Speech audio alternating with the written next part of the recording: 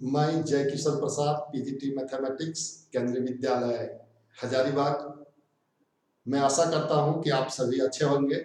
और आज जो है इस वीडियो लेक्चर्स के माध्यम से मैं 3 डायमेंशनल ज्योमेट्री जो क्लास 12 का है, बस अब कुछ ही दिन गिन के बचे हुए हैं।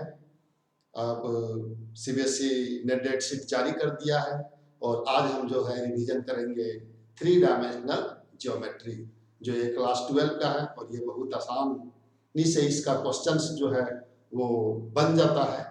तो बच्चों, जो भी इस वीडियो को देख रहे हो, आप थोड़ा सा इसमें कॉन्सेप्ट जो है, मैं पहले ये कॉन्सेप्ट क्लियर आज जो है पूरे कॉन्सेप्ट का मैं रिवीजन करवाऊंगा। इसके बाद में जो इससे संबंधित एक्सरसाइज है एनसीईआरटी का या फिर जो बोर्ड मॉडल्स क्वेश्चंस हैं, वो फिर मैं इस पे चर्चा करूंगा और नेक्स्ट वीडियो में होगा। तो सबसे पहले मैं ये देखना चाहूंगा कि इससे रिलेटेड अभी क्या है कि जो प्लान था 3 डायमेंशनल ज्योमेट्री में, उससे रिलेटेड जो है सिलेबस में हटा दिया गया है, जिसके वजह से ये जो चैप्टर्स है 3 डायमेंशनल ज्योमेट्री, वो 12 में जो बच्चे बोर्ड में बैठ रहे हैं उनके लिए बहुत आसान हो गया है।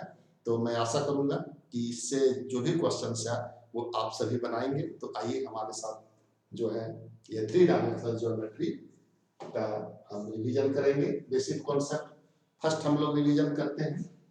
तो बेसिक कॉन्सेप्ट जो सबसे पहले है उसमें से इक्वेशन ऑफ लाइंस। तो इक्वेशंस ऑफ लाइन क्या है, इसके बारे में पहले हम चर्चा करेंगे और एक एक करके सारा जो कॉन्सेप्ट है वो यहाँ पे मैं सबसे पहले बताने का प्रयास करूंगा। तो मैं एक एक करके शुरू करता हूँ और इसको मैं लिखना चाहूंगा। तो देखिए, सबसे पहले है कि इक्वेशन ऑफ लाइन, जो आप पढ़ चुके हैं इसमें क्लास 11 में, मैं वहां से शुरू करूंगा और वहां के बाद ही फिर जो 12 में पढ़ना है उसमें हम चर्चा करेंगे। तो पहला जो है आप ये पढ़ चुके हैं, equations of line. Equations of line, equation of line passing through 2 points, passing through 2 points, passing through 2 points x1 comma y1 and x2 comma y2, ये इक्वेशंस ऑफ लाइंस। तो यहाँ पे देखिए, मैं एक फिगर भी इस तरह से बना रहा हूं। ये ए बी इक्वेशंस, एक ये लाइन है, ए बी दिया हुआ है। अब इसका इक्वेशंस निकालना है, इस लाइन का इक्वेशन निकालना है। तो सबसे पहले यहाँ का पॉइंट जो है, एक पॉइंट आपको दिया है x1 y1 और ये दूसरा पॉइंट x2 y2। ये आप पढ़ चुके हैं किसमें, ये आप पढ़े हैं क्लास 11 में। यहाँ पर 3D है, ये 2D है, लेकिन दोनों में ऐसा कुछ ज्यादा, दोनों सेम चीज है। तो मैं यहीं से शुरू करता हूं। ये आप पढ़ चुके हैं, इसमें आपने पढ़ा था इक्वेशन ऑफ लाइन, ये आप पढ़े थे y minus y1 equal to y2 minus y1 by x2 minus x1 into x minus x1, equation of line passing through 2 point. ये क्लास 11 में आप पढ़ चुके हैं। अब इसी को जब हम थोड़ा सा मतलब कैलकुलेट करते हैं, थोड़ा सा मतलब इसको हम लोग जब सजाते हैं तो ये इस तरह से आता है कि ये यहाँ पे आ जाएगा। तो y माइनस y1 बटे हो जाएगा y2 minus y1 equal to x minus x1 बटे x2 माइनस x1। ये हो गया इसका, इसी का ये दूसरा रूप हो गया, फॉर्मूला हो गया, अदर फॉर्मूला। अब आप देखिए, जब 3D है, इसको थोड़ा सा भी आप सजा देंगे तो इस तरह से आ जाएगा x माइनस x1 बटे x2 minus x1 equal to y minus y1 बटे y2 माइनस y1। ये ऐसे आ जाएगा, ये 2D का इक्वेशन आ गया। अब जब यहाँ 3D होगा, जो क्लास हमें अभी 12 के लिए, तो equation of line passing through 2 point, यहाँ पे आपका जो है, यहाँ पे आपका क्या हो जाएगा, Z1 हो जाएगा जो अभी पढ़ना है। तो यहाँ मैं एक और जोड़ देता हूँ और यहाँ भी जोड़ देता हूँ एक और। ये क्लास 11 था, मैं वहां से रिलेट कर रहा हूँ क्लास 12 के लिए। तो ये क्लास 12 में आपका 3D में क्या होगा, सेम वही चीज रहेगा। यहाँ पे आ जाएगा Z1 और यहाँ पे हो जाएगा Z2 और यहाँ पर भी हो जाएगा आपका Z1 और Z2। तो यहाँ पर भी आपका जो है नाम दे देंगे Z1 और Z2 और इक्वेशन ऑफ लाइन क्या होगा। तो यहाँ पे हो गया Z1 और यहाँ हो गया Z2। तो आप देखिए ये था क्लास 11 से इतना। अब आप देख रहे हैं कि जब टू कोऑर्डिनेट था तो x माइनस x1 बटे x2 minus x1, y minus y1 बटे y2 माइनस y1। तो यहाँ पर जब 3 कोऑर्डिनेट, देन हियर क्या हो जाएगा, z माइनस z1 बटे z2 माइनस z1। तो ये हो गया क्लास 12 के लिए। तो इसको हम नहीं लिखेंगे, ये 11 का था। तो 11 का चीज मैं यहाँ पे समझाने के लिए लिखा था, तो इसको हो गया डिलीट। तो अब हम लोग क्या याद रखेंगे, तो ये पहला चीज जो आप पढ़ चुके हैं, यहाँ रिवीजन कराने के उद्देश्य से ये सारा चीज बता रहा हूँ। तो आप ये देखिए, तो equation of line passing through 2 point x1 y1 z1 and x2 y2 z2, 2 point है। इक्वेशन ऑफ लाइन क्या होगा, x माइनस x1 बटे x2 minus x1, y minus y1 बटे y2 minus y1 equal to z minus z1 बटे z2 minus z1। तो ये clear है। अब जब ये इक्वेशन है, अब नेक्स्ट में यहां ले रहा हूं, मान लेते हैं कि ये इक्वेशन किसी लाइन का है इस तरह से, x माइनस x1 बटे, वही चीज को यहां लिख रहा हूं, x2 minus x1 equal to y minus y1 बटे y2 minus y1 z minus z1 बटे z2 माइनस z1। ये इक्वेशन ऑफ लाइन है। तो आप जानते हैं कि कोई भी इक्वेशन, ये लाइन था जिसका 2 पॉइंट आपका था a और b था। जब ये 2 पॉइंट दिया है x1 y1 z1 और ये है x2 y2 z2, तो ये 2 पॉइंट है, तो इसका डायरेक्शन रेशियो क्या होगा, ये हम डिस्कस कर चुका हूं। इसका डायरेक्शन रेशियो क्या होता है, इसका डायरेक्शन रेशियो होता है x2 माइनस x1। तो इसका डायरेक्शन रेशियो क्या हो जाएगा, x2 माइनस x1 कोमा y2 minus y1, y2 minus y1 कोमा z2 minus z1 is the direction ratio of this line z2 minus z1। तो आप यहाँ पे देखिए जो इक्वेशन ऑफ लाइन अभी निकाले थे उसमें यहाँ पे क्या है, इस इक्वेशन ऑफ लाइन में नीचे क्या चीज है, मतलब वही 2 पॉइंट है, दोनों के डायरेक्शन रेशियो ही नीचे दिया हुआ है। तो इस इक्वेशन को हम लोग डायरेक्ट यदि मान लेते हैं कि ये जो डायरेक्शन रेशियो, अब कोई इस तरह से लाइन है ए बी लाइन है, इसका एक पॉइंट दिया है, एक पॉइंट दिया है x1 y1 z1 और इस लाइन का अदर पॉइंट नहीं दिया है। क्या दे रखा है, इसका सिर्फ और सिर्फ डायरेक्शन रेशियो दे रखा है। तो इसका अधिक डायरेक्शन रेशियो दिया हुआ है ए बी सी, तब इक्वेशन ऑफ लाइन क्या होगा, तो हमने यहाँ देखा कि नीचे क्या है, उस लाइन का डायरेक्शन रेशियो है। तो इस तरह से इस लाइन के लिए जिसमें एक पॉइंट दिया रहे और उस लाइन का डायरेक्शन रेशियो दिया रहे, तब उस इक्वेशन ऑफ लाइन जो होगा वो होगा x माइनस x1 पॉइंट से x माइनस x1 बटे direction ratio a equal to y minus y1 बटे b equal to z minus z1 बटे c। तो ये हो गया second form of equation of line. किसके लिए ये सेकंड फॉर्म हुआ, जब आपको डायरेक्शन रेशियो दिया रहे और एक पॉइंट दिया रहे, तब ये हो गया इक्वेशन ऑफ लाइन इस तरह से। तो ये दो फॉर्म में हम लोग का हो गया।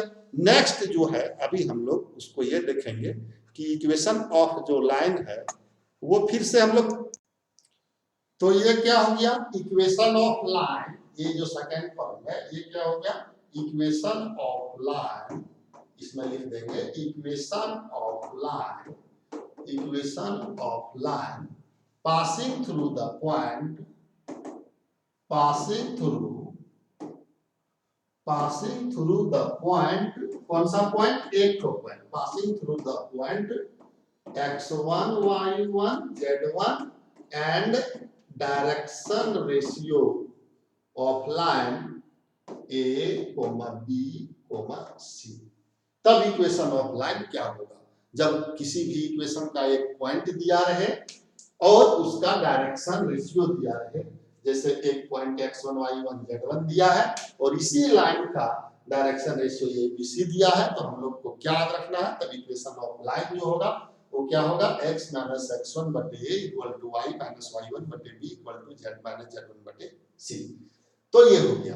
अब इसमें जो हम लोग को पढ़ना है अभी, उसमें क्या है, एक चीज और पढ़ना है कि इक्वेशन ऑफ लाइन, किसी भी लाइन का 3D में इक्वेशन निकालने के लिए हमको दो चीज का मिनिमम जरूरत पड़ता है, एक उसका पॉइंट और उसकी डायरेक्शन रेशियो। ये दो चीज हमें एनी हाउ जरूरत पड़ता है, इसको ध्यान देंगे आप। यहाँ पे जो पहले में देखें, इसमें क्या था कि दो पॉइंट था, तो हम क्या कर सकते थे कि दो पॉइंट दिया है तो पहले डायरेक्शन रेशियो डिफाइन कर लेंगे और दोनों पॉइंट में से कोई एक पॉइंट लेकर के इस फार्मूला में भी बैठाएंगे तो भी हमारा इक्वेशन ऑफ लाइन निकल जाएगा। तो ये था इक्वेशन ऑफ लाइन का निकालने के लिए हमें दो चीज ध्यान देनी है कि उस लाइन का एक पॉइंट होना जरूरी है और उसकी डायरेक्शन रेशियो होना जरूरी है। अब देखिए इसका जो थर्ड फॉर्म है वो अब इस तरह से दिया कि ये एक लाइन, ये मैं पहले समझा लेता हूं फिर मैं इसको लिखूंगा। ये है एक लाइन है इस तरह से जिसका इक्वेशन निकालना है और इस लाइन का एक पॉइंट दिया हुआ है, इस लाइन का एक पॉइंट दिया हुआ है। यहाँ का पॉइंट मान लेते हैं x1 y1 z1 दिया है और इसके पैरेलल एक अदर वेक्टर दिया है, तब इक्वेशन ऑफ लाइन जो है ये भी वो क्या होगा, कभी कभी वेक्टर दिया रहेगा या इसके पैरेलल एक लाइन दिया रहेगा, तब इक्वेशन ऑफ लाइन क्या होगा। अब यहाँ पे देखिए इसके पैरेलल एक वेक्टर दे दिया है, जिस वेक्टर का नाम है, मान लेते हैं कि ये वेक्टर ए है जो इसके पैरेलल दिया हुआ है, ये वेक्टर ए है जो उस लाइन के पैरेलल दिया हुआ है। और यहाँ पे आपको है कुछ इस तरह से दिया रहेगा a1i b1j प्लस c1 के, ये वेक्टर है, इस तरह से रहेगा। तो हमें इस लाइन का इक्वेशन निकालना है। अब हम ये चीज जान चुके हैं कि किसी भी लाइन का इक्वेशन निकालने के लिए हमें सिर्फ और सिर्फ दो चीज की जरूरत पड़ती है। एक किसका जरूरत पड़ेगा, एक उस लाइन का पॉइंट का जरूरत पड़ेगा और उस लाइन का डायरेक्शन रेशियो का जरूरत पड़ेगा। तो यहाँ पे देखिए ये दोनों आपस में पैरेलल है, तो सबसे पहले जब कोई वेक्टर है तो इस वेक्टर का हम सबसे पहले क्या निकालेंगे, डायरेक्शन रेशियो। तो जब ये कोई वेक्टर दिया है तो इस वेक्टर का डायरेक्शन रेशियो क्या होगा, तो इस वेक्टर का जो डायरेक्शन रेशियो है वो क्या होगा। तो इस वेक्टर का डायरेक्शन रेशियो क्या होता है, किसी भी वेक्टर का डायरेक्शन रेशियो क्या होता है, आई जे और के कोएफिशिएंट्स होते हैं उस वेक्टर के। आई का कोएफिशिएंट क्या है भाई, तो a1 है, तो a1 b1 और c1 is the direction ratio of vector a।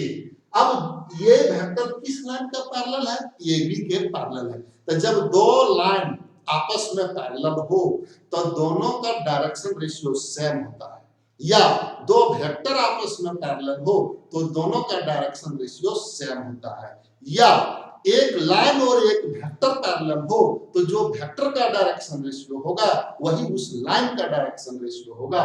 तो यहाँ पे आप देखिए कि ये वेक्टर था और इसका direction ratio a1 b1 c1 है, तो दोनों आपस में पैरेलल है, इसलिए इस लाइन का भी जो डायरेक्शन रेशियो होगा वो क्या होगा, a1 b1 और c1 होगा।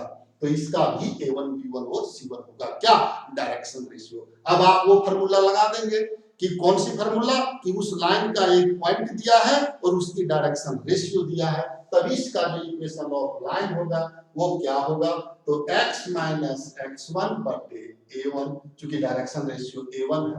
अब y माइनस y1 बटे b1 equal to z minus z1 बटे c1। तो ये हो गया इक्वेशन ऑफ लाइन। कब ये हुआ इक्वेशन ऑफ लाइन, जब उस लाइन के पैरेलल एक वेक्टर दिया रहे और उस लाइन का एक पॉइंट दिया रहे, तो इक्वेशन ऑफ लाइन क्या होगा, x माइनस x1 बटे a1 equal to y minus y1 बटे b1 equal to z minus z1 बटे c1। तो ये आप नहीं भूलेंगे कभी, मुझे आशा है। अब आता है कि इक्वेशन ऑफ, यहां पर लिख देता हूं, इक्वेशन ऑफ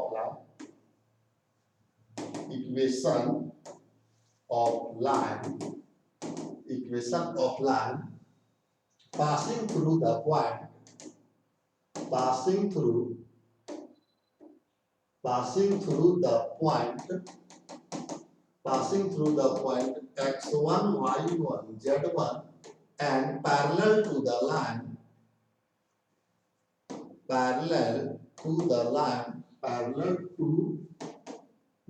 यानी ये वेक्टर है तो वेक्टर लिख देता हूं parallel to the vector a और a का जो है इस तरह से दिया है a1i b1j प्लस c1k।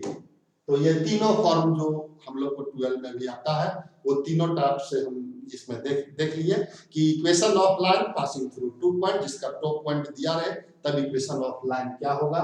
तो देखो यहाँ तीनों को मैं फिर से एक बार दिखाना चाहूंगा कि equation of line passing through two point जब 2 पॉइंट दिया रहे तो इक्वेशन ऑफ लाइन क्या होगा।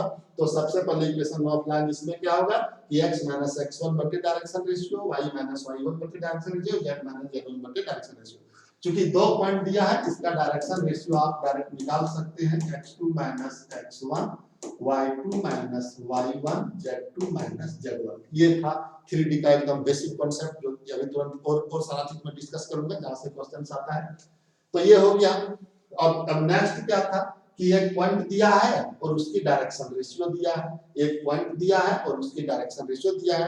तो स्टैंडर्ड फॉर्म जो होता है equation of line in 3D वो यही होता है x - x1 बटे a equal to y - y1 बटे b equal to z - z1 बटे c। अब आते हैं इसमें नेक्स्ट और क्या होता है। अब यहाँ पे देखिए अब जो नेक्स्ट है मैं उस पर जा रहा हूँ। नेक्स्ट है कि इक्वेशन ऑफ लाइन किसी भी लाइन का इक्वेशन दिया है तो उसका वेक्टर फॉर्म क्या होगा ये चेंज करने के लिए पूछता है। तो equation of line in vector form, equation of line in vector form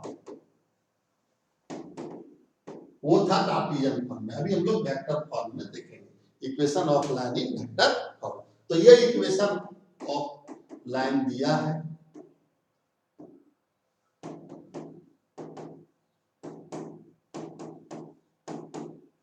ये इक्वेशन ऑफ लाइन दिया है और इसका हमें क्या निकालना है इसका वेक्टर फॉर्म निकालना। तो ये बहुत आसान है, इसको डायरेक्ट भी याद रख सकते हैं या इसको निकालने भी सीख सकते हैं। तो मैं सबसे पहले इसको जो है वो निकालने सिखा रहा हूं। तो सबसे पहले हम लोग क्या करेंगे इसको कि यहाँ पे देखिए इतना इक्वल टू के मान लेंगे, ये इतना इक्वल टू क्या मान लेंगे के मान लेंगे कि इतना इक्वल टू के। अब इसको और इसको के को इक्वेट करेंगे तब क्या मिलेगा, इसको और इसको इक्वेट करेंगे तब क्या मिलेगा x - x1 बटे a इक्वल टू के ऐसे मिलेगा। अब इसको जब सॉल्व करेंगे तो क्या मिलेगा भाई x इक्वल टू के a प्लस x1 ऐसे मिलेगा x इक्वल टू के a प्लस x1। सिमिलरली जब हम लोग इक्वेट करेंगे इसको और इसको तब मिलेगा y इक्वल टू के a के b, जब के b हो जाएगा y इक्वल टू के b प्लस y1। और जब इसको और इसको इक्वेट करेंगे z - z1 c को k से तब मिलेगा z इक्वल टू हो जाएगा kc, यहाँ पे c है तो kc प्लस z1 उधर चल जाएगा z1 ये आएगा। अब ये तीनों को जोड़ देंगे तो जब ये तीनों को हम ऐड करेंगे LHS को एक तरफ और RHS को एक तरफ देन वी गेट ये हो जाएगा x plus y plus z equal to के कॉमन ले लेंगे तो हो जाएगा a plus b plus c और ये हो जाएगा plus x1 plus y1 plus z1 ऐसे आएगा। LHS को एक तरफ ऐड कर दिया और RHS को एक तरफ ऐड कर दिया। अब टेकिंग बोथ साइड क्या हम लोग ले लेंगे वेक्टर फॉर्म ले लेंगे। तो यहाँ पे क्या हो जाएगा xi plus yj plus zk और ये इसमें भी हम लोग i j के जोड़ देंगे। तो इसमें पहले इसको सजा के थोड़ा लिख दूंगा तो ये हो जाएगा x1i plus y1j plus z1k ये हो गया। और ये कांस्टेंट वाले को यहाँ लिख रहा हूँ के और यहाँ पर भी जोड़ देंगे ai plus bj plus c के इक्वेट करने के लिए c के। तो ये हो गया required equation of line in vector form, required equation of line in vector form. अब इसको देखिए, इसको जो डिनोट करते हैं एक्स आई प्लस वाई जे प्लस जेड को, ये जनरली वेक्टर आर से डिनोट होता है। ये जनरली किससे होता है? वेक्टर आर से डिनोट होता है। तो इसको देखिए, तो ये हो गया वेक्टर आर से इसको डिनोट करेंगे, एक्स आई प्लस वाई जे प्लस जेड के को। और इसको ये जो होता है वो पॉइंट्स होता है, इसका पॉइंट जो उस लाइन में दिया रहता है। तो इसको ऐसे ही रहने दीजिए, x1 आई प्लस y1 जे प्लस z1 के, और ये हो गया प्लस के, ये हो गया ए आई प्लस बी जे प्लस सी के, ये हो गया वेक्टर फॉर्म। किसी भी Cartesian form, equation of line जो है वो कार्टेशियन फॉर्म में, उसको वेक्टर फॉर्म क्या हो जाएगा? तो ये कार्टेशियन फॉर्म में था, वेक्टर फॉर्म क्या हो जाएगा? एक्स आई प्लस वाई जे प्लस z1 के प्लस के, एनी कांस्टेंट टर्म के है, ए आई प्लस बी जे प्लस सी के। तो ये हो गया इसका वेक्टर फॉर्म। अब हम लोग ये देखना चाहेंगे कि कोई भी इक्वेशन जो स्टैंडर्ड फॉर्म में है तो उसका डायरेक्शन रेशियो क्या होगा और उस लाइन का पॉइंट्स क्या होगा। अब उस पर चर्चा करेंगे, जो उससे भी क्वेश्चंस आता है। तो यहाँ पे देखिए नेक्स्ट है कि कोई इक्वेशन ऑफ लाइन है, ये इक्वेशन ऑफ लाइन है x माइनस x1 बटे a, y माइनस y1 बटे b equal to z minus z1 बटे c।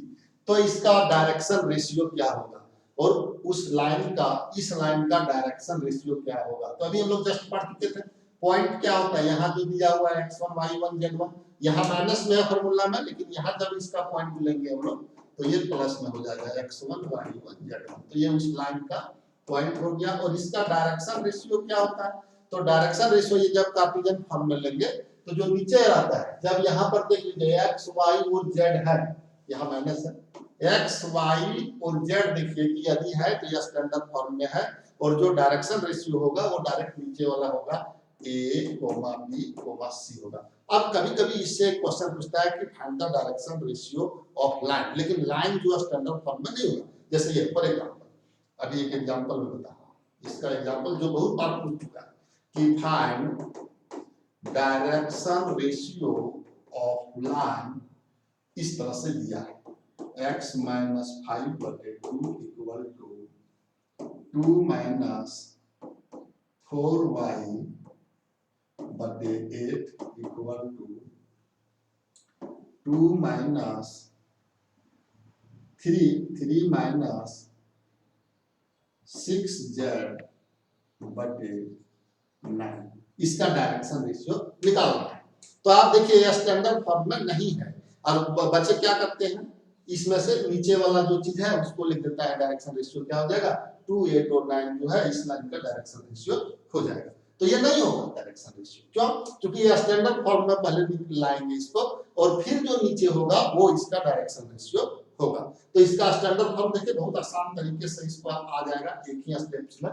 देखिए ये तो पूरे स्टैंडर्ड फॉर्म में है, इसमें कुछ नहीं करना है, x माइनस 5 बटे 2 ये जो कर करके, इसमें देखिए माइनस 4y है, हमको यहाँ y चाहिए था, तो हम लोग क्या करेंगे, माइनस 4 से ऊपर नीचे डिवाइड करेंगे, न्यूमरेटर एंड डिनोमिनेटर में हम लोग क्या करेंगे, माइनस 4 से डिवाइड कर देंगे। तो when we divide by -4 numerator and denominator, then we get, हम लोग क्या पाएंगे, सो देखो तो ये इधर आ जाएगा, y प्लस में हो जाएगा। आप नहीं होगा तो इसको क्या करें, -4 से डिवाइड करके पहले देख लें।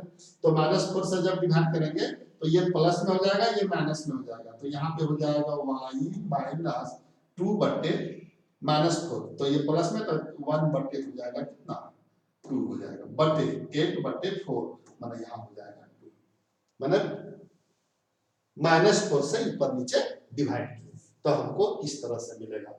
तो इसका डिवीजन आप यहाँ पे साइड में देख लीजिए, 2 माइनस 4y को -4 से डिवाइड करना है और 8 को भी -4 से डिवाइड करना है। देखना ये चीज आएगा कैसे, तो ये देखिए यहाँ पे जब डिवाइड किए तो 2 -4 मतलब -1 बटे 2, और इसमें डिवाइड किए तो प्लस कितना आया y, इसी को सजा करके ऐसे लिखा y -1 बटे 2, और नीचे में तो आपका आ जाएगा यहाँ माइनस, तो -2 हो जाएगा। अब ये हो गया।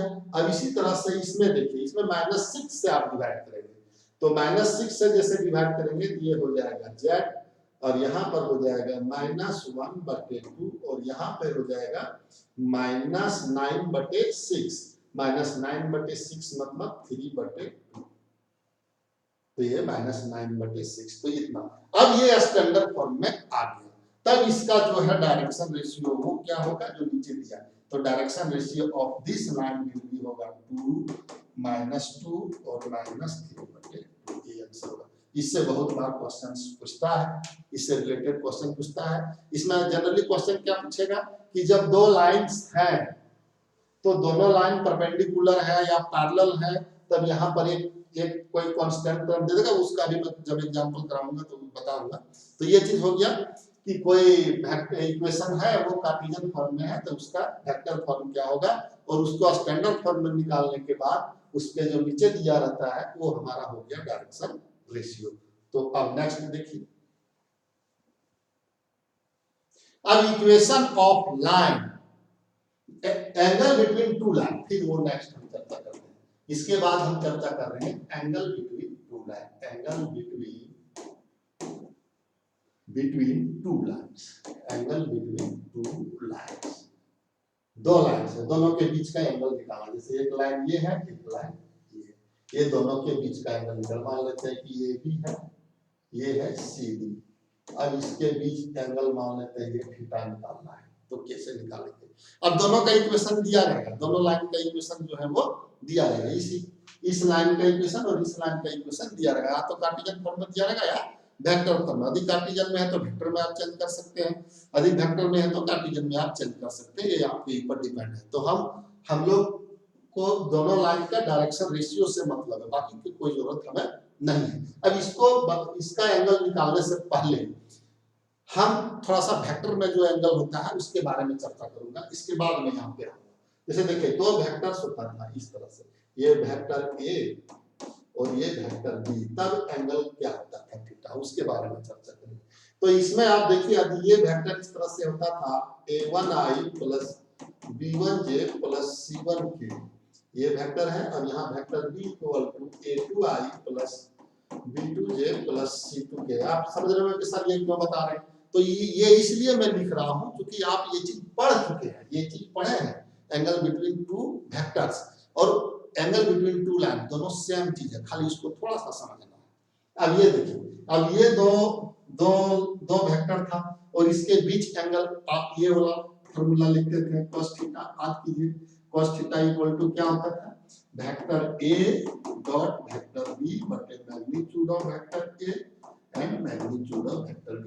और इसी को जब आप थोड़ा सा सॉल्व करेंगे तो ये आ जाएगा A1 A2 plus B1 B2 plus C1 C2, यहाँ नहीं दिख रहा है C1 C2, यहाँ है C1 C2, याद रखिए, बटे magnitude of A, magnitude of ये होता है A1 square plus B1 square plus C1 square, और मैग्नीट्यूड B का हो जाएगा A2 square plus B2 square plus C2 square, A2 square plus B2 square plus C2 square. ये होता है क्या, एंगल बिटवीन टू लाइन, ये आप वेक्टर में पढ़ चुके।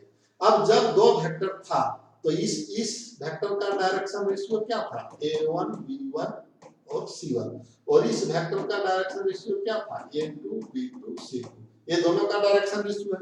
अब जब दो वेक्टर है, दोनों का सिर्फ डायरेक्शन रेशियो दिया है, तब यही फार्मूला से हम लोग एंगल निकाल सकते हैं, A1 A2 plus B1 B2 plus C1 C2 बटे root under A1 square plus B1 square plus B2 square root under A2 square plus B2 square plus C2 square. तो इस फार्मूला से जब दो वेक्टर दिया रहे और दोनों का सिर्फ डायरेक्शन रेशियो दिया रहे तो एंगल निकाल सकते हैं। तो उसी तरह से जब दो लाइन दिया है और दोनों लाइन से यदि हम लोग डायरेक्शन रेशियो सिर्फ निकालना है तो इस फार्मूला से हम लोग क्या करेंगे, इसका भी एंगल निकाल सकते हैं। मान लेते हैं कि ये इस लाइन का कुछ ना कुछ इक्वेशन इस तरह से दिया है, x माइनस x1 बटे a1 y माइनस y1 बटे b1 equal to z minus z1 बटे c1, ये दिया है। इस तरह से इसका भी कुछ ना कुछ इक्वेशन दिया है। अब इसका मान लेते हैं, जो एक और लाइन है इसका इक्वेशन इस तरह है, x माइनस x2 बटे a2 y माइनस y2 बटे b2 equal to z minus z2 बटे, ये z है, z2 बटे c2। अब ये लाइन है तो डायरेक्शन रेशियो इस लाइन का तो आराम से निकाल सकते हैं हम।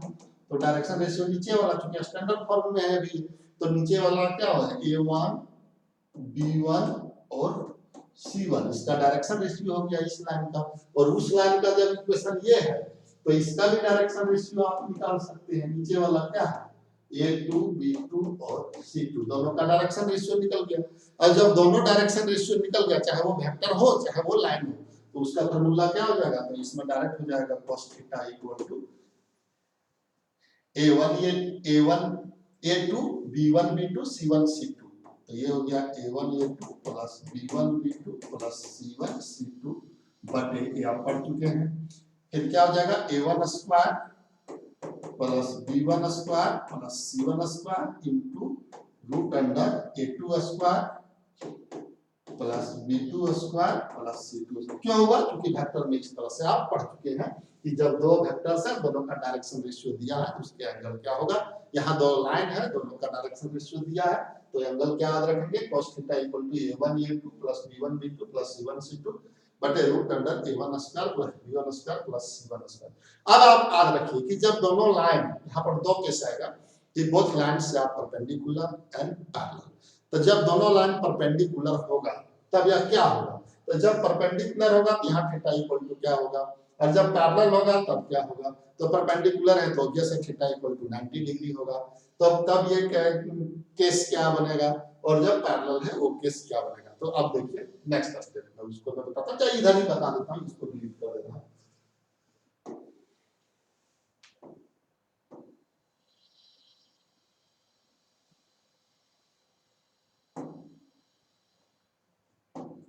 अब देखिए कि जब दोनों लाइन पैरेलल है तब क्या होगा।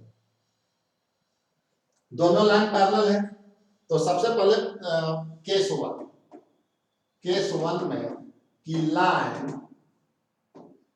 लाइन ये मान लेता हूं L1 है, ये है L2। Line L1 perpendicular to line L2, मतलब इस तरह से परपेंडिकुलर है लाइन। अब दोनों का डायरेक्शन रेशियो सेम, इक्वेशन यही है दोनों लाइन का, दोनों परपेंडिकुलर है तो थीटा की जगह कितना हो जाएगा 90 डिग्री हो जाएगा। तो cos 90 डिग्री हो जाएगा यहाँ, तो cos 90 डिग्री इक्वल टू वही वैल्यू रहेगा A1 A2 plus B1 B2 plus C1 C2 बटे root under A1 square plus B1 square plus C1 square into root under A2 square plus B2 square plus C2 square, ये रहेगा। अब cos 90 degree का value क्या होता है, तो cos 90 degree का वैल्यू 0 होता है। तो जब परपेंडिकुलर हुआ cos 90 डिग्री इक्वल टू क्या हो जाएगा 0। तो 0 यहाँ पर पुट कर देंगे तो दिस इक्वल टू हो जाएगा यहाँ 0। अब ये दोनों मल्टीपल हो जाएगा तो सॉल्व करेंगे क्या हो जाएगा, A1 A2 plus B1 B2 plus C1 C2 equal to क्या हो जाएगा 0। तो जब हम लोग ये केस देख लेंगे कि दोनों के डायरेक्शन रेशियो का मल्टीप्लिकेशन का सम माने A1 A2 plus B1 B2 plus C1 C2 will be 0, then line L1 perpendicular to line L2। ये हमको ध्यान देना पड़ेगा। अब डायरेक्ट इससे क्वेश्चन ऐसा नहीं आता है, इससे क्वेश्चन क्या पूछेगा या क्या पूछते आ रहा है, तो वो देखिए मैं भी जस्ट उस पर चर्चा करेंगे कि इससे जो है वो किस तरह का क्वेश्चन जनरली पूछा जा रहा है। तो उसको एक क्वेश्चन मैं ले रहा हूं, फिर हम लोग आगे बढ़ेंगे इसमें। तो एंगल से रिलेटेड जो भी क्वेश्चन आता है वो देखिए किस तरह का आता है। जैसे find the value of P if the lines this and this are perpendicular to each other। ये दोनों लाइन क्या है, यदि परपेंडिकुलर है तो हम लोग find the value of P। P क्या है, यहाँ पे इस लाइन, एक लाइन ये है एक लाइन ये है, दोनों परपेंडिकुलर है तो find the value of P। ये बहुत इंपॉर्टेंट क्वेश्चन है, इस एक्सरसाइज में जनरली ये पूछा जाता है 3 मार्क्स में। तो आप इसको देखिए कैसे बनाएंगे। तो अभी आपने देखा कि यदि equation of line first and equation of line यदि दोनों ये जो स्टैंडर्ड फॉर्म में है, तब जो इसका नीचे मतलब डायरेक्शन रेशियो का जो मल्टीप्लिकेशन होता है, दोनों लाइन जब परपेंडिकुलर होगा तो डायरेक्शन रेशियो जैसे A1 A2 B1 B2 plus C1 C2 will भी क्या होगा 0 होगा। अभी जस्ट हम लोग इसको पढ़ चुके हैं। यदि दोनों लाइन परपेंडिकुलर है तो क्या कंडीशन है, A1 A2 plus B1 B2 plus C1 C2 equal to 0। जब दोनों लाइन परपेंडिकुलर है तब ये कंडीशन। तो इसी कंडीशन को हम लोग यहाँ पे लगाएंगे। अब ये दो लाइन है लेकिन दोनों स्टैंडर्ड फॉर्म में नहीं है, तो सबसे पहले इक्वेशन को हम लोग स्टैंडर्ड फॉर्म में चेंज करेंगे। तो जैसे इक्वेशन ये स्टैंडर्ड फॉर्म में क्यों नहीं है, तो यहाँ पे चूंकि माइनस है इसलिए नहीं है, बाकी यहाँ तो x है, यहाँ y है, यहाँ सिर्फ z होना चाहिए था, लेकिन यहाँ पे माइनस है। बाकी x, y और z का कोई कोफिशिएंट नहीं होना चाहिए, हमें ध्यान रखना है, वहाँ सिर्फ और सिर्फ x, y और z होता है। ये इक्वेशन ऑफ स्टैंडर्ड फॉर्म। तो सिर्फ इक्वेशन ऑफ लाइन जो ये है, पहला equation of line first in standard form, तो ये पहला मान लिए equation of line in standard form. पहला का इक्वेशन ऑफ लाइन जो फर्स्ट होगा उसको हम लोग क्या लिख सकता हूँ, x - 2/2 ये तो दिया है, y + 3/p, यहाँ प्लस है तो यहाँ माइनस करके -3 कर देंगे, स्टैंडर्ड फॉर्म में कोई दिक्कत नहीं है उससे। और यहाँ पर मान लो -1 से न्यूमरेटर और डिनोमिनेटर में डिवाइड कर देंगे, तो ये हो जाएगा z + 4 और यहाँ पर हो जाएगा -3। तो ये हो गया स्टैंडर्ड फॉर्म किसका, इक्वेशन ऑफ लाइन फर्स्ट का। इसी तरह से हम लोग सेकंड का इक्वेशन जो स्टैंडर्ड फॉर्म में निकालेंगे, इक्वेशन सेकंड। तो इक्वेशन सेकंड का स्टैंडर्ड फॉर्म क्या हो जाएगा, पहला तो ये ठीक ही लग रहा है, x + 2/-1 और ये दूसरा में क्या है 2y है, तो यदि हम लोग 2 से यहाँ पे देखिए 2y, तो इस 2 से यदि न्यूमरेटर और डिनोमिनेटर में डिवाइड कर देंगे तो हमको स्टैंडर्ड फॉर्म इसका मिल जाएगा। तो यहाँ हो जाएगा y -4 अपॉन हो जाएगा 4/2, दैट मींस 2 हो जाएगा। अब ये तो ठीक ही है, z माइनस कितना 5/4। अब ये दोनों इक्वेशन जो है स्टैंडर्ड फॉर्म में आ गया। अब equation first and equation second are perpendicular. अब since according to questions equation of line one perpendicular to equation of line second पर परपेंडिकुलर। जब परपेंडिकुलर होगा तो डायरेक्शन रेशियो का मल्टीप्लिकेशन, मतलब ये कंडीशन क्या होता है, a1 a2 plus b1 b2 plus c1 c2 equal to कितना है 0 होता है। तो यहाँ पे देखिए ये मान लेता हूँ a1 b1 c1 हो गया, ये हो गया a2 b2 c2, जो नीचे दिया होता है डायरेक्शन रेशियो होता है। तो यहाँ पे देखिए 2 × -1 तो क्या हो जाएगा 2 × -1, मैं लिख दे रहा हूँ पहले समझने के लिए। यहाँ पे हो जाएगा p × 2, फिर क्या हो जाएगा प्लस हो जाएगा -3 × 4 इक्वल टू 0। अब इसी को सॉल्व करना है तो इसका सॉल्यूशन हो जाएगा -2 और ये हो जाएगा +2p। हमें p का वैल्यू फाइंड करना है, यहाँ पे हो जाएगा -12 इक्वल टू 0। अब इसको सिंपल कैलकुलेशन से सॉल्व करेंगे तो 2p इक्वल टू हो जाएगा 40, 2p इक्वल टू हो जाएगा 40, क्योंकि ये माइनस में इधर 40 उधर जाएगा तो प्लस हो जाएगा। And this equal to p का जो वैल्यू है वो क्या हो जाएगा 14/2, दैट मींस 7। तो ये हो गया p का आंसर। ये बहुत इंपॉर्टेंट क्वेश्चन है जो क्लास 12 के लिए इस तरह का जनरली पूछा जाता है। ये क्वेश्चन ये भी शायद पूछा हुआ ही क्वेश्चन है। तो इस तरह से हम लोग देख रहे हैं कि जो ये भी पूछा हुआ ही क्वेश्चन है। और अभी ये मैंने उस सवाल का है टुगेदर विद का है जो उसमें ये दे रखा है। तो ये था। अब नेक्स्ट हम लोग टॉपिक पे इसका जो है इस तरह से कुछ भी दिया रहेगा, यदि पैरेलल दिया रहेगा तो पैरेलल का कंडीशन क्या है, यदि मैं कंडीशन बताता यदि ये दोनों लाइन पैरेलल होता तब उसको अच्छा नेक्स्ट में बता देता हूँ। अब टू लाइन्स आर पैरेलल तब वो जो cos थीटा है वहां पे आप आ जाइए, वहीं पे चलता हूँ थोड़ा। यहाँ पे देखिए ये परपेंडिकुलर हो गया केस 1।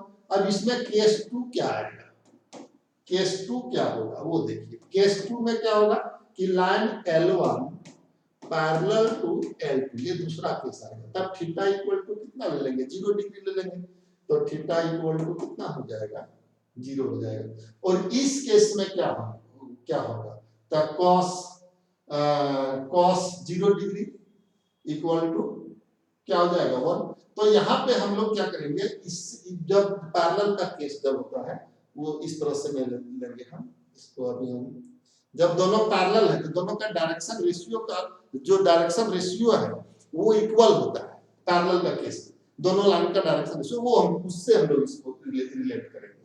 तो दोनों का जो है ये हटा देता हूँ, दोनों का जो है डायरेक्शन रेशियो वो क्या होता है, इक्वल, डायरेक्शन रेशियो जो है वो इक्वल होता है। अब L1 का डायरेक्शन रेशियो कितना था भाई, तो L1 का क्या था, मान लेते हैं कि L1 है तो A1 बटे A2 इक्वल टू B1 बटे B2 इक्वल टू C1 बटे C2, या A2 बटे A1 B2 बटे B1 या C2 बटे C1। तो डायरेक्शन रेशियो जो होगा वो इक्वल होगा, किस केस में, पैरेलल के केस में।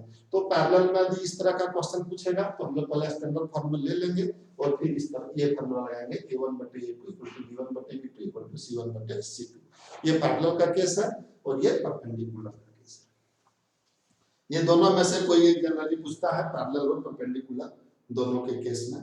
तो पैरेलल वाला का मैं क्वेश्चंस एक तो जो है यहाँ पे देखना चाहूंगा।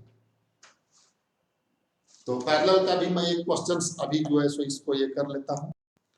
तो यहाँ पे देखिए जो पैरेलल से रिलेटेड जो क्वेश्चन जनरली बहुत कम पूछता है, लेकिन फिर भी यहाँ पर आसान इसलिए देखना भी जरूरी है कि find the value of k if the lines, find the value of k if the lines x plus 2 बटे 1 equal to y minus 3 बटे 2 equal to z plus 1 बटे 4। एक इक्वेशन ये दिया है एंड दूसरा इक्वेशन है x minus 1 बटे 2 y minus 3 बटे 4 equal to z plus 1 बटे k। यहाँ पैरेलल, तो जब पैरेलल होता है और ये दोनों इक्वेशन यदि स्टैंडर्ड फॉर्म में है तो यहाँ पे हम देख रहे हैं दोनों इक्वेशन स्टैंडर्ड फॉर्म में, क्योंकि x y z कोई कोफिशिएंट नहीं है, x y z को कोफिशिएंट नहीं है x y और z का। तो ये किस फॉर्म में है, ये जो है इक्वेशन ऑफ लाइन जो दे रखा है वो स्टैंडर्ड फॉर्म में है और दोनों इक्वेशन ऑफ लाइन क्या है, पैरेलल है। तो लिखेंगे कि lines are parallel, lines are parallel to each other. Lines क्या है, पैरेलल है। तो कंडीशन क्या लगेगा, A1 बटे A2 इक्वल टू B1 बटे B2 इक्वल टू C1 बटे C2, where A1 B1 C1 is the direction ratio of first line and A2 B2 C2 is the direction ratio of second line। तो first line का direction ratio क्या है भाई, तो 1 2 और 4 है, तो 1 2 और 4 है, तो 1 बटे क्या हो जाएगा 2 और वहां पे B1 मतलब 2 है और B2 कितना है 4 है और C1 कितना है 4 है और C2 के दिया, इसी के का वैल्यू निकालना है। तो आप देखिए ये डायरेक्शन रेशियो का जो होता है सभी का इक्वल होता है। तो यहाँ पे देखिए 1 बटे 2 ये भी कट जाएगा 1 बटे 2 और ये हो जाएगा 4 बटे k। तो k का वैल्यू क्या आएगा, ये दोनों को इक्वेट कर देंगे। तो दिस इंप्लाइड 4 बटे k इक्वल टू 1 बटे 2 and after solving we get the value of k equal to 8। तो ये हो गया k इक्वल टू 8, ये हो गया डायरेक्शन, ये हो गया k का वैल्यू जब दोनों लाइन आपस में क्या है, पैरेलल है। तो परपेंडिकुलर का जनरली पूछता है, परपेंडिकुलर में क्या लिखेंगे, यही कंडीशन बदल जाएगा A1 A2 plus B1 B2 plus C1 C2 equal to 0 से इक्वेट करेंगे दोनों को स्टैंडर्ड फॉर्म में लाने के बाद। तो इससे समझिए एक 3 नंबर का क्वेश्चन है नी हाउ आ रहा है, कंफर्म रखिए, ठीक है। अब आइए जो इसका नेक्स्ट है जो जनरली पूछा जाता है क्वेश्चन 5 नंबर में प्री बोर्ड में अभी पूछा था, तो उससे रिलेटेड है कि हम लोग उस पर चर्चा करेंगे। वो है क्या चीज कि shortest distance between two lines. ये खाली फॉर्मूला याद रखना है, डिटरमिनेंट मेथड से उसका वैल्यू फाइंड करना है और इक्वेट करना है, वो है क्या। तो वो देखिए याद रखने का मैं तरीका बता रहा हूँ कि फॉर्मूला को कैसे याद रखें। तो सबसे पहले मैं यहाँ वो चीज लिखता हूँ कि शॉर्टेस्ट डिस्टेंस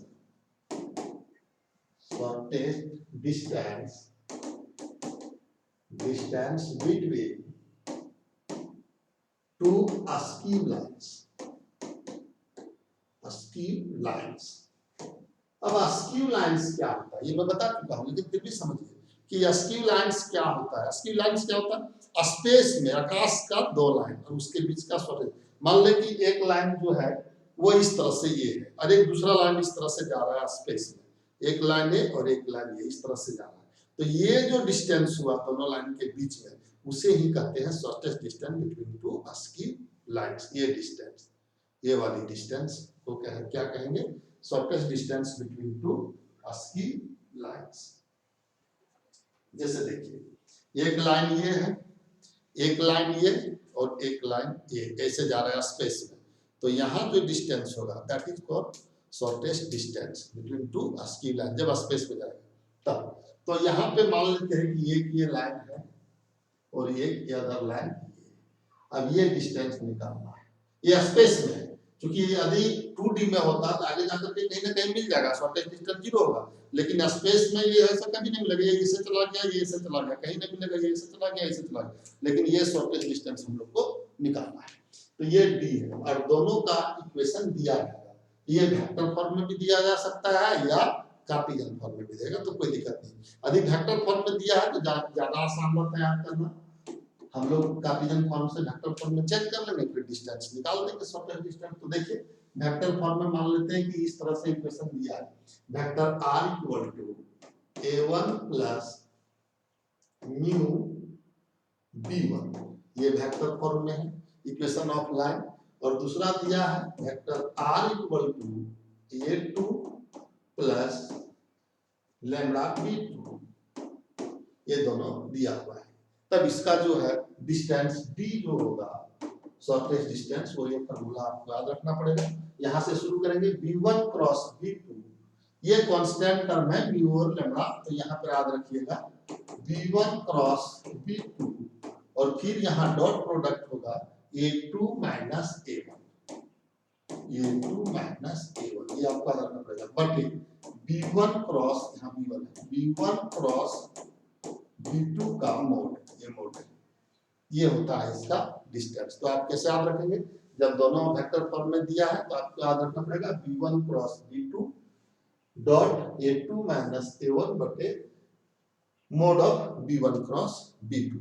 अब एक और है फार्मूला, जैसे distance between to parallel line. तो पैरेलल लाइन में क्या होता है कि ये जो v1 v2 है ये दोनों का क्या होता है, सेम होता है पैरेलल लाइन में। तो उसके लिए यहाँ पे भी मान लो b होगा तो यहाँ भी b होगा, और कांस्टेंट टर्म भी जो है उसका ये रहता है, सेम रहता है। तो जब कांस्टेंट टर्म अलग भी हो सकता है b और लैम्डा, क्योंकि पैरेलल लाइन है, तो b1 और b2 जो है वो आपका दोनों सेम रहेगा और वो b के टर्म में होगा। तो जनरली उससे भी क्वेश्चन जनरली पूछा जाता है, तो उसको भी उसके पहले हम लोग देखिए कि इसमें हम लोग निकालेंगे कैसे।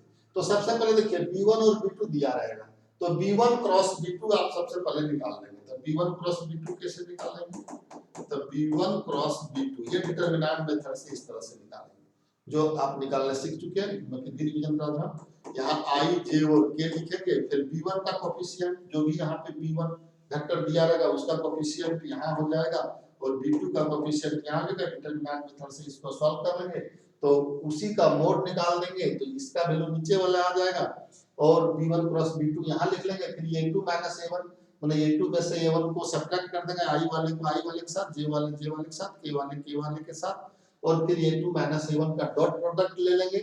माने डॉट प्रोडक्ट बहुत आसान है, a1 a2 plus b1 b2 plus c1 c2 होता है। तो इसमें डॉट प्रोडक्ट करते हैं, फिर उसका जो वैल्यू निकाल लेंगे। ये 4 नंबर जनरली 5 नंबर में आजकल पूछ रहा है इससे क्वेश्चन। तो इसमें एक ठो और देखिए, फिर मैं इसका एग्जांपल जो है वो बताऊंगा। तो इसका एक एग्जांपल देख ही लेता हूं, फिर मैं इसके आगे, लेकिन ये लंबा वीडियो हो रहा है, 48 मिनट्स अभी तक हो चुके हैं। तो पहले एक और हम इसका फार्मूला देख लेता हूं, फिर ये दोनों से रिलेटेड एग्जांपल यदि हो पाएगा तो उसको करेंगे। तो आप देखिए इसका नेक्स्ट देखिए, next distance between to parallel line, जो लास्ट फार्मूला है 3D का डिस्टेंस, और इससे भी इस बार प्री बोर्ड में क्वेश्चंस आया था रांची रीजन में, distance between to parallel line, parallel lines, distance between to parallel, इसमें पैरेलल है, इसमें कुछ नहीं, स्पेस में भी है तब भी पैरेलल का हर जगह जो है डिस्टेंस क्या होगा, सेम होगा, पैरेलल लाइन इस तरह से। अब इसका इक्वेशन जो है वो इस तरह से पैरेलल लाइन का दिया है, a1 plus mu vector b, यहाँ b1 b2 नहीं होगा क्योंकि पैरेलल है। अब यहाँ पे देखिए ये वेक्टर r, यहाँ पर a2 है, और प्लस यहाँ म्यू, यहाँ पे कोई अदर कांस्टेंट टर्म लैम्डा, यहाँ b, इस तरह से ये दोनों लाइन पैरेलल। पैरेलल का पहचान यही है कि जो कांस्टेंट टर्म है उसके अंदर जो वेक्टर्स है ये दोनों सेम रहेगा पैरेलल लाइन। तो पैरेलल लाइन है तब इसका शॉर्टेस्ट डिस्टेंस जो है d वो क्या होगा, तो इसका डायरेक्ट ये फॉर्मूला याद रखेंगे कि d इक्वल टू इस केस में होता है जो उधर पैरेलल दिया वो वेक्टर b क्रॉस प्रोडक्ट यहाँ लेते हैं, उसमें डॉट था, यहाँ पे क्रॉस प्रोडक्ट है, vector b cross a2 minus a1 बटे हो जाएगा वेक्टर b का मोड। ये होता है इसका फॉर्मूला, थोड़ा सा याद रखना पड़ेगा, vector b cross a2 minus a1 बटे वेक्टर b का मोड। तो ये दोनों था जब distance between to parallel lines, और उसके पहले जो था distance between two skew lines. तो ये दोनों का एग्जांपल हम थोड़ा सा इसको करना चाहेंगे, 50 मिनट की वीडियो हो चुकी है। तो इससे रिलेटेड जो क्वेश्चंस है वो ये पूछा हुआ क्वेश्चन है, 5 मार्क्स में पूछा है 2018 में, उसी क्वेश्चन को मैं यहाँ दिखा रहा हूँ। और जनरली इससे पूछता है कि find the shortest distance between two skew lines, एक लाइन ये है और एक लाइन ये, दोनों का इक्वेशंस यहाँ पे जो है दिया हुआ है, और ये दोनों के बीच में तो आप ये चीज पढ़ चुके हैं कि टू अस्कीव लाइंस के बीच का जो शॉर्टेस्ट डिस्टेंस ये d होता है वो क्या होता है। तो ये फार्मूला आप अभी जस्ट हम बता चुके हैं कि vector r equal to a1 plus any constant term, मान लेते हैं कि हम लोग इसको लेता हूँ, यहाँ पे हो गया b1, फिर है vector r equal to a2 plus mu vector b2। तो इस तरह से इसका इक्वेशन हम लोग क्या निकालेंगे। तो अभी जस्ट ये हम लोग फार्मूला में पढ़ चुके हैं कि distance between to parallel lines जो होता है, मतलब अस्कीव लाइंस, वो क्या होता है b1 क्रॉस b2 और यहाँ डॉट प्रोडक्ट होता है a2 माइनस a1, a2 क्या है a2 माइनस a1 बटे b1 क्रॉस b2 का मोड और ये टोटल का मोड, ये होता है डिस्टेंस। तो एक एक करके उसमें सारी चीज को हम निकालते हैं। यहाँ पे देखिए ये आपका है a1, ये है a1 का वैल्यू, ये टोटल a1 है, ये टोटल है आपका b1 और ये है a2, यहाँ लिख दे रहा हूँ समझने के लिए, और ये है आपका b2। अब फार्मूला में हम लोग पुट करते हैं। तो आप देखिए b1 क्रॉस b2, सबसे पहले हम लोग निकालेंगे b1 क्रॉस b2, एकदम आराम से इसको बनाइएगा, 5 नंबर का क्वेश्चन जनरली ये आएगा, तो इसको थोड़ा सा आपको ध्यान दे करके बनाना पड़ेगा। तो b1 क्रॉस b2 होता है determinant of i j k, अभी जस्ट बता चुके थे i j k होता है, और फिर b1 का कोफिशिएंट, तो b1 का कोफिशिएंट क्या है 1 2 -3, आप यहाँ लिख दीजिए 1 2 और -3। फिर b2 का कोफिशिएंट क्या है 2 4 -5, 2 4 -5, और इसको सॉल्व करेंगे। तो सॉल्यूशन ये आप आराम से यहाँ पे जानते हैं कैसे होता है डिटरमिनेंट का सॉल्यूशन। पहले i लेंगे तो ये कैंसल, रो और कॉलम कैंसल हो जाता है, ये रो और ये कॉलम कैंसल हो जाएगा, तो कितना हो जाएगा -10, ये हो जाएगा -10 और यहाँ प्लस हो जाएगा क्योंकि माइनस फार्मूला में और एक माइनस यहाँ, तो यहाँ हो जाएगा 12। फिर -j फार्मूला वाला आता है, -j, अब j के आमने सामने का रो और कॉलम हम लोग जिस तरह से डिटरमिनेंट में सॉल्व करते हैं उस तरह से यहाँ सॉल्व करेंगे। -j ले लेंगे, इसके आमने सामने रो और कॉलम कैंसिल हो जाएगा, तो 1 और -5 हो जाएगा कितना -5, और फिर हो जाएगा प्लस कितना 6, और फिर लेंगे क्या k ले लेंगे। तो ये देखिए बहुत 5 नंबर का क्वेश्चन, कितना 5 मिनट में, मैं तो धीरे धीरे बता रहा हूँ, इसका स्पीड में आप बनाएंगे तो 3-4 मिनट में बन जाएगा। तो k के आमने सामने रो और कॉलम ले लेंगे, ये हो जाएगा 4 और फिर हो जाएगा -4, तो ये शायद 0 हो जाएगा। तो ये आपको जब सॉल्व करेंगे तो ये आ जाएगा 2i और यहाँ पे हो जाएगा -j, ये +1 बचेगा, तो +1 इंटू -j, ये 0 हो गया। तो यहाँ पर आप लिख सकते हैं 0 के, आप नहीं भी लिख सकते आपके ऊपर। तो b1 क्रॉस b2 निकल गया, ये b1 क्रॉस b2 का वैल्यू जो है वो ये आ गया। अब हम लोग क्या फाइंड करेंगे, अब हम लोग फाइंड करेंगे b1 क्रॉस b2 का मोड। तो b1 क्रॉस b2, क्योंकि ये नीचे में उसका मोड मांगा है यहाँ फार्मूला में, तो वहां पे पुट करूंगा अभी सब। तो देखिए b1 क्रॉस b2 निकाल लिया, b1 क्रॉस b2 का मोड, तो मोड में कुछ नहीं होता है, इसी में कोएफिशिएंट का स्क्वायर हो जाता है, 2 का स्क्वायर प्लस -1 का स्क्वायर प्लस 0 का स्क्वायर, माने i j और k के कोएफिशिएंट का स्क्वायर जो होता है उसका मोड का वैल्यू होता है। तो यहाँ पे आपका आ गया कितना 4, a हो जाएगा मतलब √5 किसका वैल्यू आ गया, B1 क्रॉस B2 के मोड का। अब हम लोग नेक्स्ट क्या निकालेंगे, A2 माइनस A1 निकालेंगे। तो A2 कितना है भाई, तो A2 है I minus J plus 2K, लिख लीजिए और दोनों को माइनस कर दीजिए, minus A minus J plus 2K, minus कितना हो जाएगा, माइनस हो जाएगा A1 4I माइनस J, इसमें K नहीं है मतलब K 0 है। अब जब ये घटाएंगे तो I minus J plus 2K minus 4I plus J हो जाएगा, I को I के साथ J को J के साथ, तो ये आपका मिल गया कितना, I माइनस 4I, तो हो जाएगा माइनस 3I, फिर माइनस J प्लस J, ये 0 हो जाएगा, minus J plus J 0J, और ये 2K minus J plus J, अब 2K यहाँ पे कुछ नहीं है मतलब 0K है, तब 2K हो जाएगा।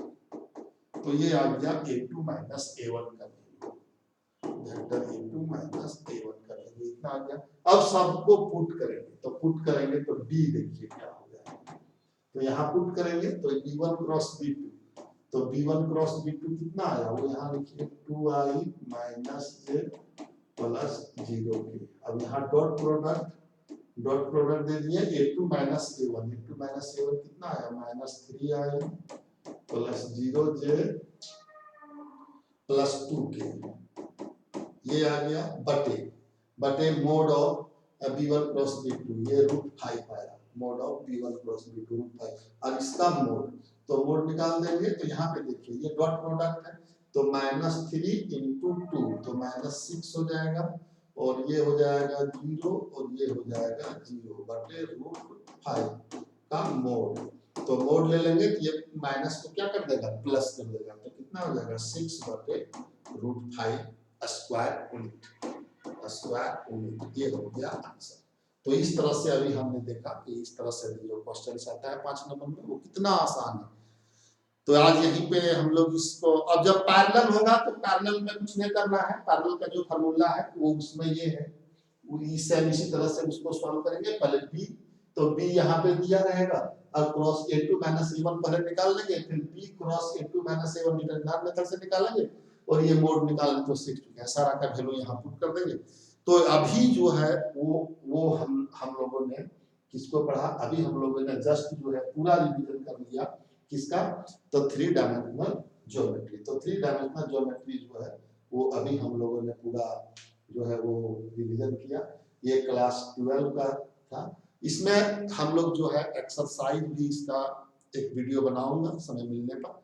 तो आज यहीं तक, ये बेसिक कॉन्सेप्ट कैसा लगा, यदि आप इसको पूरा वीडियो देखते हैं तो जरूर आप कमेंट करें कि ये वीडियो कैसा लगा, क्या तुमको समझ में आया या नहीं आया, या फिर इसमें क्या कमी रहा। मैं अपने तरफ से कोशिश कर रहा हूँ कि ये जो भी मैं बता रहा हूँ वो तुम्हें समझ में आया। तो बहुत बहुत धन्यवाद, ये वीडियो यहीं तक।